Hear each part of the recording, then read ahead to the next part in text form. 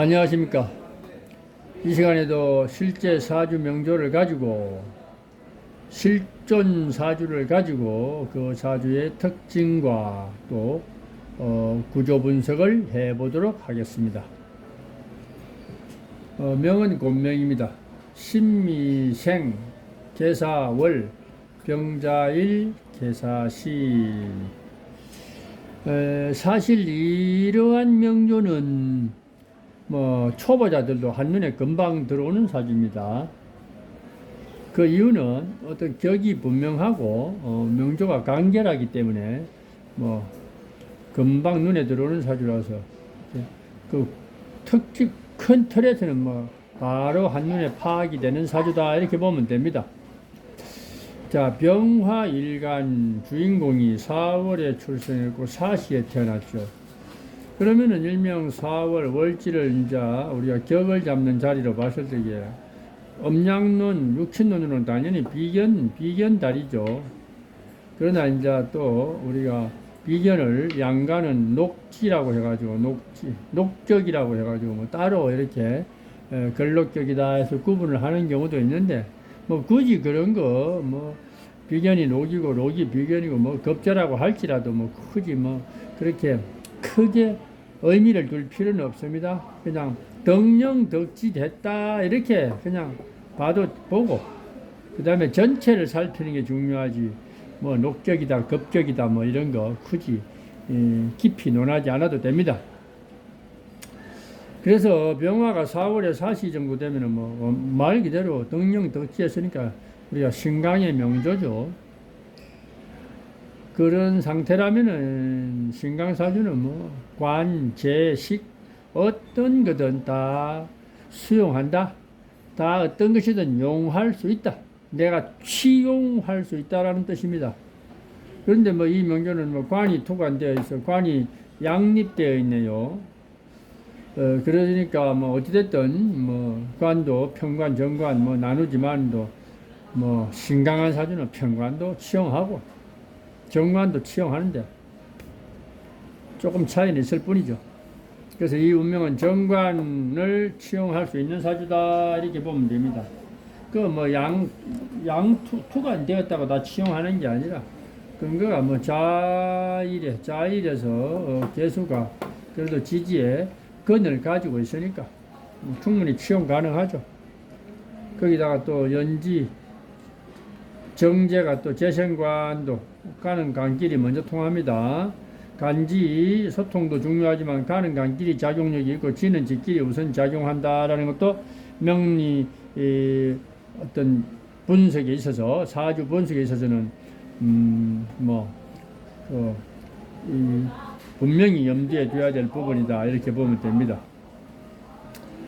자, 그래서 단순하게 정관을 취용해서 우리가 록격만 해도 우리가 그래도 국자수성가의 운명이면서도 또 우리가 직업적으로는 공공기관에 일하는 사람이 많이 있는데 관은 아니지만도 록격이라는 자체가 그런 걸 의미하는 인자다 이렇게 보는데 또 정관까지 투관이 되었으니까 정관을 취해서 직업으로 삼으면 되겠다 이렇게 한눈에 보이는 사주입니다.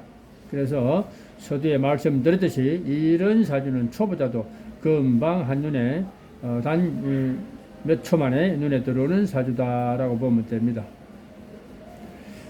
문제는 이제 그 정관이 중요한 게 아니라 정관이라는 글자가 월간과 시간에 양립해 있고 또 그 다음에 하나쯤은 상관없지만 또 일간에 상당히 첩신해 있다는 거 그렇게 되는 것은 조금 뭔가 병화라는 입장에서 보면 청간조합론에서는 병화가 개수를 좀 꺼린다고 다들 이제 이론에는 나와 있죠. 물상론에도 또 나와 있고 물상론은 다들 아시다시피 태양이 비구름에 가리는 꼴이니까 병화가 개수를 꺼린다라고 청간조합론에서는 일부 우리가 그렇게 인정할 수 있습니다.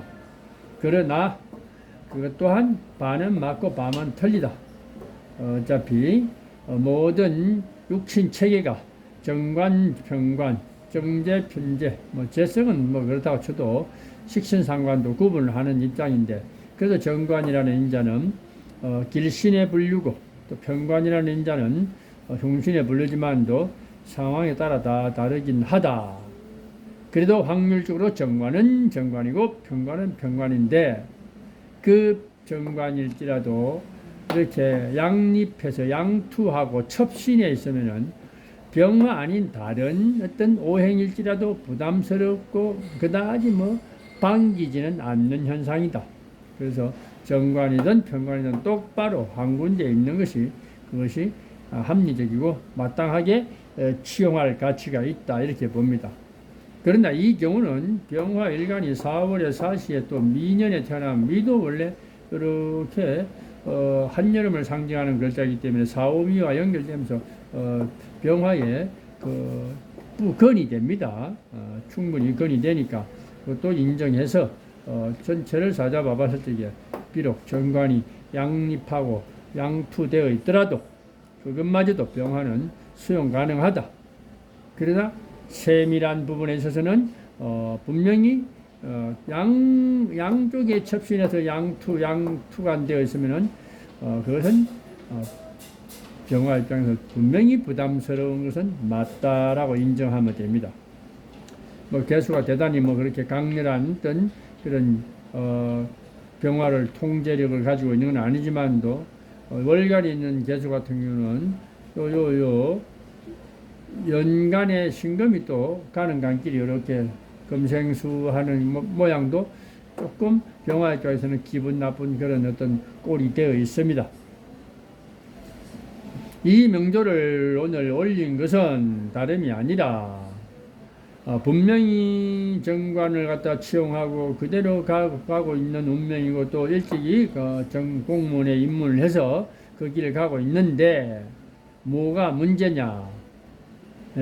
사실은 부모님이 상담 의뢰한 사례인데, 이 멀쩡한 어떤 직업을 가지고 있는 이 주인공이 22년 이민년 들어와서 공무원 자리를 내놓고 싶다, 한마디로 하기 싫다, 남들은 사수 오수하고 7.8기 해도 안 되는 그런 경우가 비일비재한데 멀쩡한 공직 자리를 내놓겠다고 나만의 길을 가겠다고 하니 뭐 가족 입장에서는 당연히 또 부모 입장에서는 염려가 되겠죠. 그러나 제 개인적으로 소견으로 이 주인공의 명조를 분석한 결과 다분히 관의 통제하에 있는 것이 나는 그다지 달갑지 않다라는 것이고, 그러면 관을 버려도 되냐? 당연히 뭐 달갑지 않다고 다 버려서는 안 되죠. 우리가 누구나 다 하고 싶은 일을 다 할 수는 없습니다.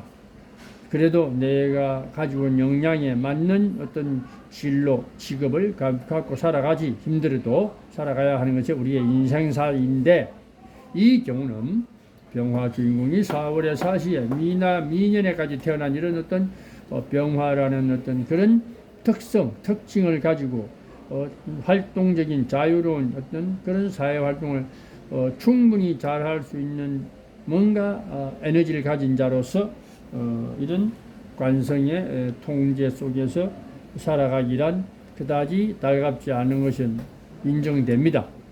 그래서 제 개인적으로는 본인의 의사에 맡겨두시오. 부모 입장에서는 그렇다고 할지라도 주인공의 어떤 잠재적 능력을 보거나 그 사람의 어떤 사회생활 적응력이나 그런 자존심이나 독립심을 봤을 때에는 그거 하지 않아도, 관을 버려도 충분히 다른 어떤 위치에서 다른 직업을 갖더라도 충분히 소화할 수 있는 가능성이 충분하고, 그 다음에 자신의 존재감을 바탕으로 한 자립, 독립이 가능하기 때문에 무조건 본인의 의사에 맡겨두라고 이런 어떤 상담을 했던 사례입니다. 그래서 왜 주인공이 그랬을까? 제 개인적으로 원인을 찾아보니 역시 정관이지만은도 월간과 시간에 양립하고 있다는 것이 본인한테는 뭔가 답답함을 유발할 수 있는 충분한 근거가 있었다라고 해석이 됐기 때문에 그만한 역량이면은 이 정도의 근을 가지고 있는 병화라면 어디 가서 무엇을 하더라도 홍보실을 하든 상담직을 하든 뭔가 어떤 해외 관련 어떤 그런 또 직장이나 뭐 활동을 하더라도 충분히 이 영향력을 가지고 있는 사주다. 사주에 뭐 사가 역마다 이런 걸 지살이다 그런 걸 떠나서 병화 자체가 신강하면 그 자체가 우리가 역마살 강한 역마의 기운을 가지고 있기 때문에 자유로운 프리한 사회 활동력을 우리가 기대할 수 있다. 이렇게 봤습니다. 감사합니다.